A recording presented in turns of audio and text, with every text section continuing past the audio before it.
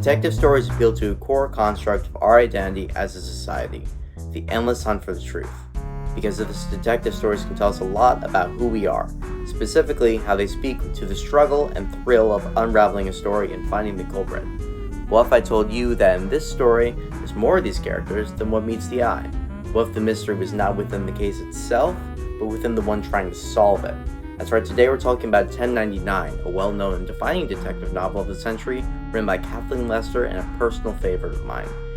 We'll be looking at its plot and talking about what it means, how it speaks to our humanity, how we express and understand ourselves, and why I specifically like it. But before I jump into it, I'd like to take a moment to thank today's sponsor. Today's sponsor is NordVPN. If you ever want to hide something you've done for prying eyes, well, NordVPN can help. Available worldwide, you can change your virtual location to over 316 countries. This will allow you access to content that is not available in your country and protects you from cybercrime. If you act now, you can use the code RALSO to get 65% off your first week. Again, that's code RALSO to get 65% off your first week. Special thanks to NordVPN, and we are back to the video. Our story begins with Vincent Ralso, our detective and protagonist of the story, sitting inside his office. The story is set in a small town in Maine during the fall of 1963, which is important for a variety of reasons. But regardless, he introduces himself to the audience. I've always had a knack for getting myself out of sticky situations. Whether it's pinning the liquor store holdup on Johnny, or lying to my mother about getting an A on a test I got a B on. Yeah, so we already kind of know something is up with this Ralso guy. This intro makes it pretty obvious. Who Johnny is or what prevalence does he have to the rest of the story, I have no idea, but thankfully he's never mentioned ever again, so I don't fit him into any explanation.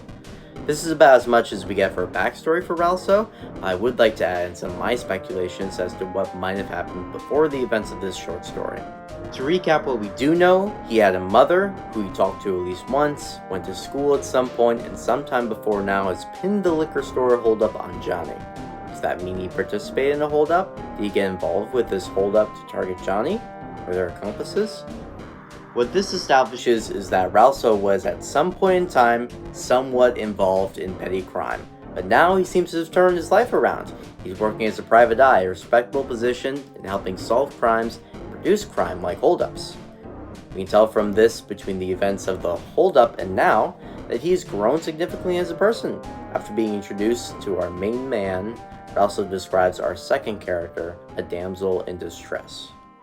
Detective Ralso, Miss Whitney cries, slamming my office door with no regard for whether it will damage the wall. She's wearing a gray dress that goes down to her knees. The part of the dress that drapes around her neck folds like that of a button-up shirt. Her sleeves are non-existent, which, considering the chilly weather, can't be very comfortable. She's shaking, beside herself, and holding a wet tissue. Now this description is apt for a few reasons. Notice how before describing anything about Miss Whitney, he expresses disdain for her care of his precious door. You don't get anything about a name before this guy starts taking notes about everything you've done wrong within his presence, according to his agenda of high moral standards. What description we do get of Miss Whitney is of her outfit, which is written in a way which makes me think Detective Ralso is like laser focused on the dress, writing down button sizes or whatever, instead of addressing this woman clearly in distress. My husband, she mumbles to herself before sitting at the opposite end of my desk. Just spit it out already. I get he's dead. It's alright, take your time, I softly say, placing a hand on her shoulder as she cries more about her newfound lack of income. Speaking of which... Now this is the thing about Ralso. He spends a lot of time making whatever was just said about him, making large assumptions or criticizing the speaker in some way. You'll see what I mean as I keep reading. I get the idea from these sentences that he spends a lot of time alone or otherwise in his head, talking with his thoughts.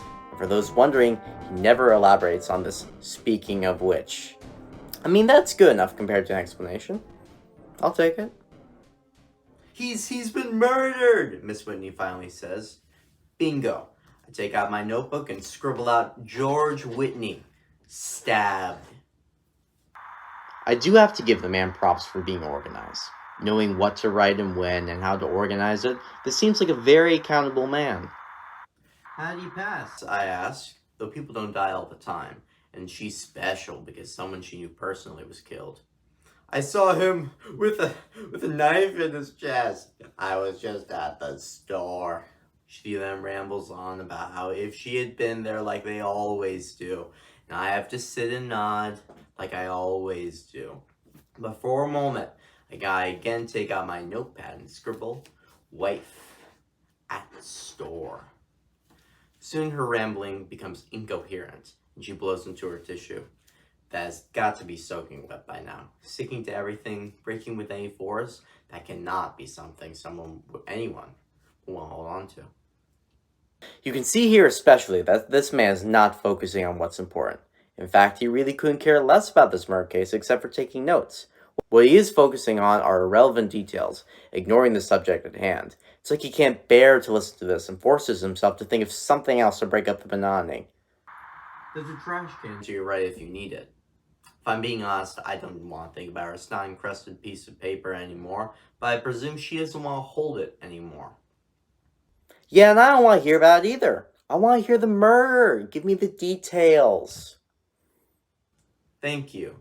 She then folds the mucus-infested tissue and neatly places it into an empty trash can, the only thing accompanying it being the peel of a banana I had for lunch. You can tell a lot about a person by their choice of lunch. In this case, Detective Ralso is someone who has single banana for lunch. What this means to me is that he should immediately get off his high horse to pick up any dignity he has left after spilling it all over himself. Bananas are a snack or a breakfast at best. They are not a lunch. Don't at me. The moment of silence makes me realize how much I'd rather be listening to this than the alligator tales of a woman who can't use her husband for money anymore. I shall go to the scene of the crime. I know it will be hard for you, but I will need you to be there with me, seeing as you knew him best. It'll be hard for me too, but who cares about my feelings on speaking with an hysterical woman? Anything to figure out who killed my husband, she says, as though she hadn't been cheating on him with his own brother. I guess I shouldn't know that. Still. Okay, when I ask for details, this is not what I meant. Detective Ralso focuses on all the wrong things in the detective case every step and turn. You would want a detective to be someone who is coordinated, well-spoken, and forward-thinking, but Ralso seems to be none of these things. For this reason, I think Ralso thinks like this to serve as an unreliable narrator. That's part of why I think this story is brilliant. You might be getting the idea that I don't like this story, or that I certainly don't like Detective Ralso all that much, but that's the point. You're presented with a view of things that is flawed, and the unfiltered truth of what is happening is obscured by snide comments. Now, as the story continues and Ralso changes and rethinks himself, we can peek out of Ralso's head a little bit more, and see where we really are within the detective case. I'll need directions to the scene of the crime, I say, since it'd be weird if I just knew. It's on 127 Reading Road, Miss Whitney says, her eyes puffy and voice hoarse. She then again chimes in. I think it'd be easier if I just rode with you. What? No. Why? My fancy can't help it to contort into one of confusion, and she reiterates. I took a cab here, I need a ride home, and I could help with directions. It'd be simpler if I rode with you, gave you directions on the way. No? Her voice is mousy and quiet. I would rather stab myself in the ears with a rusty spoon than spend another moment listening to this lady moan on about how much money she's not getting anymore. That makes sense to me. Shall we? I say, opening the door for her. I'd look suspicious if I refused, and I need her approval. Luckily, what's in the car, the only thing she speaks of involves directions. Notice the mentions of knowing stuff we should know. The address and this weird mentioning of needing to approve to Miss Whitney. We don't know if this information that Ralso knows and won't necessarily share with us is part of being a private eye or something else entirely. Does he have a connection to Miss Whitney? Have they met before? We, the audience, are collecting information as is fed to construct what reality looks like, swimming through a pool of egotistical headspace. I eventually enter the mansion. The first thing I see is that the room is swimming in police. These freeloaders don't have to put in any work, or put any effort into their work, or do anything productive at all, and yet they always get a paycheck, whether they catch a jaywalker or a murderer. Meanwhile, I have to find out family dynamics, find motives and alibis, and reorder my plan if something goes wrong, all for a fraction of their wages. It makes me feel sick. Honestly, this entire section seems a bit cheap to me. I guess the 1960s and we hate the government for knob, but instead of writing a scene where Ralso talks with the police and trades clues and discusses what might have happened at the scene of the crime, this seems like an unnecessary cop-out. The floor is mostly clean, minus the blood, with a rather unsightly puke yellow rug with maroon diamonds. There's a crystal chandelier hanging from the ceiling, the furniture is neatly placed around the room, and of course the corpse with the knife in his chest. His hair is neatly combed over and his face is freshly shaven. He's wearing a Juilliard suit that would be dashing if not soaked in blood. His tie is black with the occasional white dots in it. He's also wearing a nice golden watch. Not real gold, but still quite stunning. Then I see him.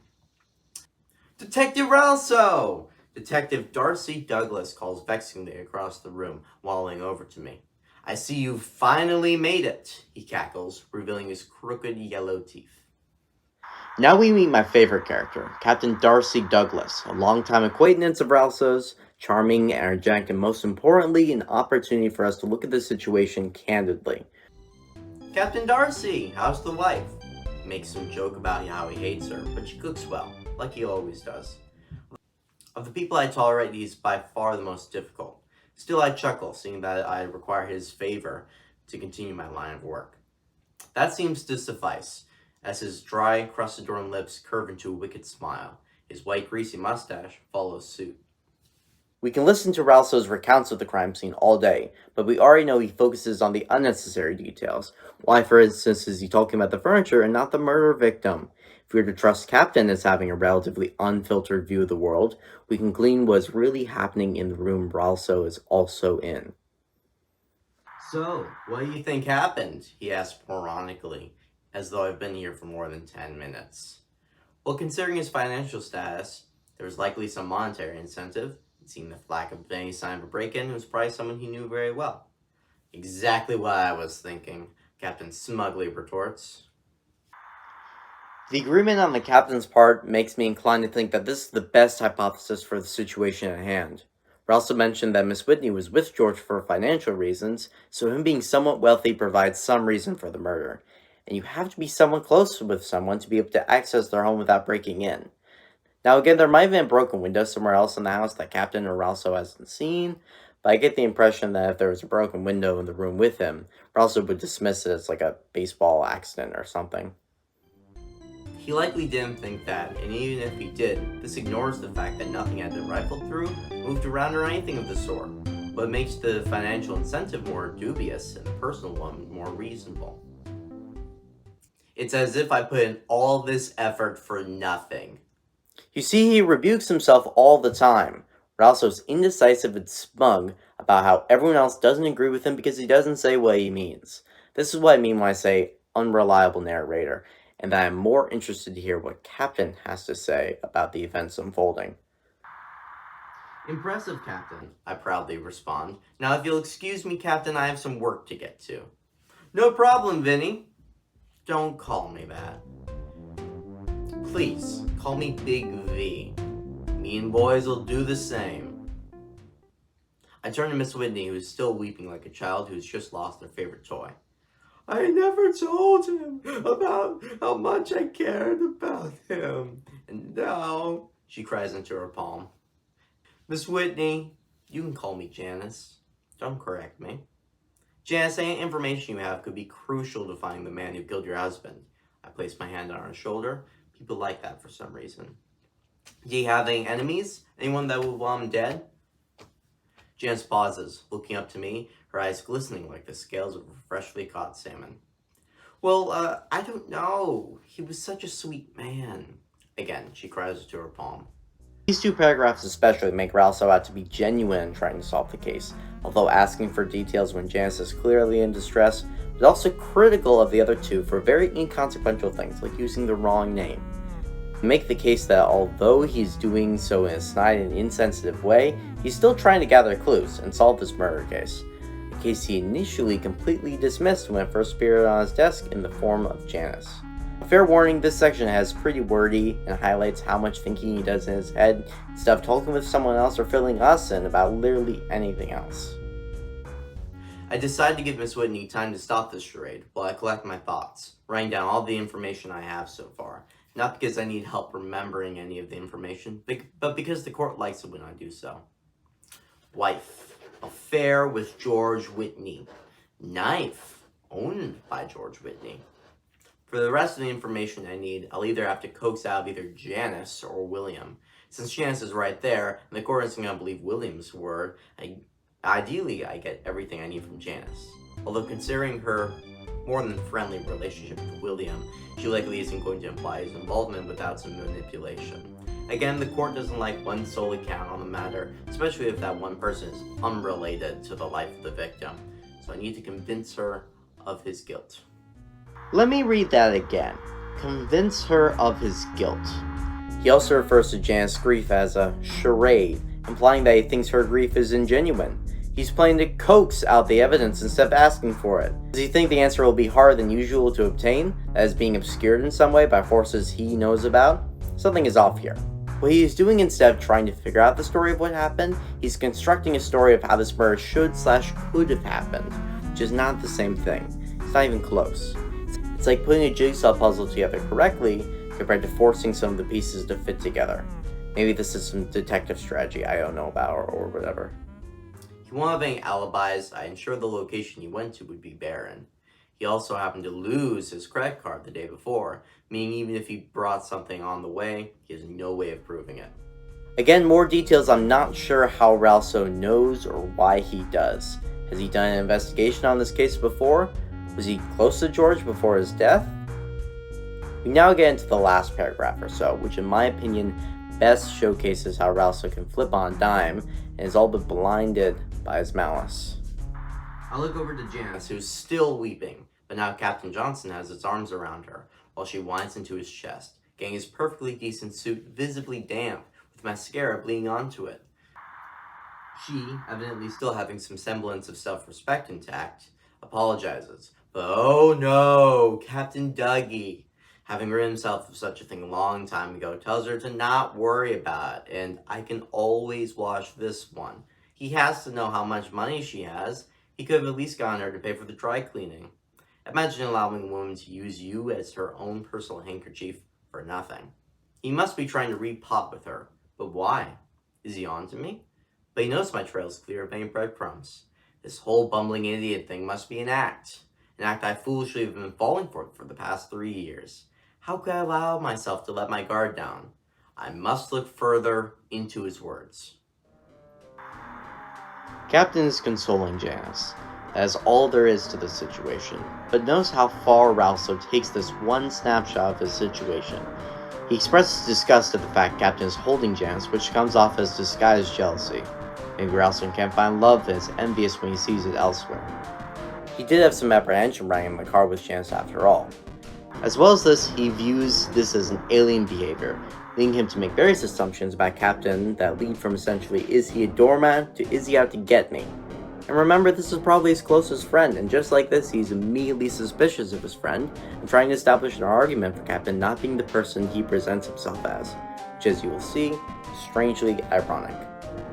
We're about to get into some deeper analysis, so I need to disclose something. Spoilers, I know, but you should have already figured it out by now. If you haven't, Ralso did it. He murdered George. He pinned the holdup on Johnny. Big whoop. I think there's something more important behind this action. What I think is happening with Ralso is that he's disillusioned with his life. His lack of love, his lack of wealth, whatever. He does what he feels he has to keep his job, an unreasonable avenue of action to keep himself afloat. But when he talks with Janice, for example, he doesn't talk like someone with something to hide. He presents himself and believes himself to be some sort of detective character. I think he's moved so far away from where he once was as an honest private detective, he now has to build back whatever he used to be for whoever is still around to talk with him or give him money for his work, lest they abandon him for who he really is. Despite this facade, he knows he isn't fooling himself, and although he tries to be the person he used to be, genuine and eager to bring criminals to justice, he has to struggle with the fact that he is now both a detective and the criminal. He acknowledges he shouldn't know certain things as the detective part of himself because that ruins solving the mystery for both himself, making himself looking as if he is solving the mystery for Whitney, making the audience believe this character Ralso is putting forth. That's one reason why he talks to himself rather than others. His detective side is talking to the murderer side, trying to figure out what happened, only the murderer side won't tell. Another thing, his name could be interpreted as R also, representing his two parts. Captain is named as such because he's the main driver of solving this mystery and cluing in the audience of what Ralso is really acting like, despite what he might think or say. This also explains their relationship as Ralso's head, being that since Ralso is putting on a mask and Captain is his closest friend, Ralso assumes Captain must be doing the same if he's willing to be with a person like him. Now this is obviously not the end of the story, but it is the end of this video. You see, this is a part 1. More videos will come soon. Until then, thank you very much for watching, and good night.